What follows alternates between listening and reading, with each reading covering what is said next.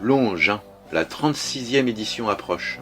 J'avais 6 ans quand a lieu l'inauguration de la première Ford Bourail, imaginez un peu. On a beau nous annoncer des nouveautés comme tous les ans, mais il n'y a rien à faire. Il n'y a plus l'envie des premiers temps pour s'y rendre.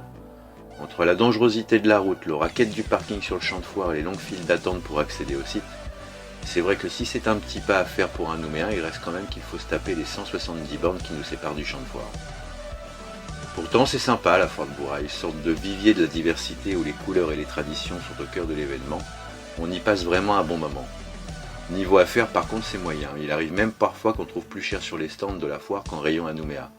Et je ne parle pas ici des producteurs ou artisans bien sûr qui travaillent dur pour nous proposer le meilleur de leur savoir-faire. Bref, faut quand même emmener un peu de sous quand on veut passer une bonne journée sur le champ de foire.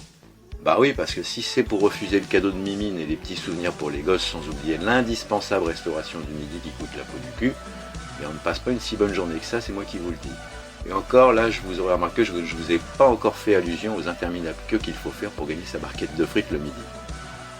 Moi je dis que la Ford Bourail sans ces animaux, bah ça serait une foire à tout. Une Ford Bourail sans une visite en hélicoptère des autorités, ça serait trop d'économie pour le pays. Une Ford Bourail sans sa mise, bah ça serait pas la Ford Bourail tout simplement. La Ford Bourail sans croiser quelqu'un de Stone, ce serait un événement. Une Ford Bourail sans rodéo, bah qu'est-ce qu'on se ferait chier. Une Ford Bourail sans exposant, bah ça serait un zoo. Une Ford Bourail avec un parking gratuit, bah faudrait sûrement décaler l'événement au 1er avril.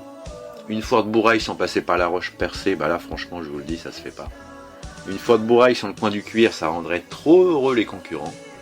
Une Ford Bourail sans toilette publique, ben ça permettrait d'apprendre à bien se tenir. Une Ford Bourail sans croiser un gendarme sur le trajet, bah faut pas rêver non plus parce qu'on est les recordman du monde de l'imprudence sur la route. Enfin une Ford Bourail sans country, bah ce serait comme RRB sans la chronique d'Elisabeth Noire. Bon, comme vous êtes très peu bavard sur ces nouveaux sujets que j'essaye de lancer tant bien que mal, je vais vous demander d'essayer d'allonger cette liste au cas où vous ayez des idées, ça peut être drôle. Sinon, pour conclure, bonne Ford Bourail 2013 à tous, c'est le 15 août prochain, car comme tous les ans, vous serez très nombreux à vous rendre à cette traditionnelle foire exposition agricole et artisanale qui attire pas moins de 25 000 visiteurs chaque année. Je vous souhaite un bon week-end du 15 août avec un peu d'avance, et j'ai vu sur Wikipédia, j'aimerais avoir quelques informations là-dessus, que la toute première Ford Bourail aurait eu lieu le 11 septembre 1877. Un faux ou un tox, c'est Wikipédia qui nous informe de ça, et j'aimerais bien avoir quelques infos supplémentaires. Allez, je vous dis à plus. Ciao, bye.